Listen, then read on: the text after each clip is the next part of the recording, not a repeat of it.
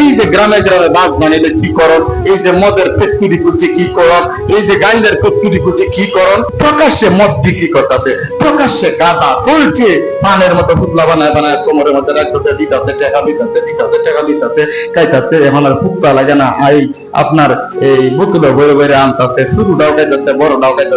গ্রাম মদ বেচার ফ্যাক্টরি, তার লাগে কোনো দল নাই, এর উপরে টাকা হতো টাকা হতো কার উপরে।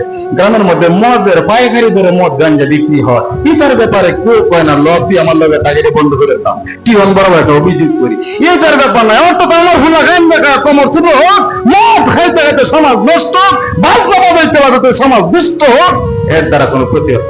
আমি মসজিদ নামাচ্ছি কার বাড়ি মসজিদ কাঁপতাছে, আমি নাচতাছি, কারণ বাজনা এমন বাজনা আনে মসজিদও কাঁপে, গুরুস্থানে বাবাও কাঁপতাছে, হ্যাঁ দাদাও নাচতেছে, হ্যাঁ দাদাও নাচতেছে, হ্যাঁ সদ্য গোষ্ঠী কবরে নাচে, মসজিদ নাচে, ইমাম আর বাকি তাকে কই। কিন্তু এই যে ব্যাপারে একজন মানুষ কইতো না গ্রামের মধ্যে, দেখিতা তুই আমার লগে তাকি, এটা আগামী মাস থেকে বন্ধ করতাম।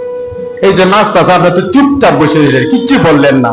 যে এলাকার মধ্যে বিয়ার মধ্যে বাজলাই না নাতানাতি করা, আমরা তো এই যে যারা মসজিদে একজনও একদিন ছিলাম না, এখন আছি 30 বছর পরে সবাই গুরুস্থানে থাকবা, একজন কেউ থাকবে না, সবাই গুরুস্থানে থাকবা।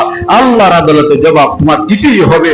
আমি মোল্লা কথা বলতেই হবে, না হইলে কোনো মোল্লা তোর 15 বছর ইমামতি বা দিলে কেন, তুই কেন যা যা কথা বলার কথা ছিল না বলার যোগ্যতা তোর ছিল না, কেন বললে?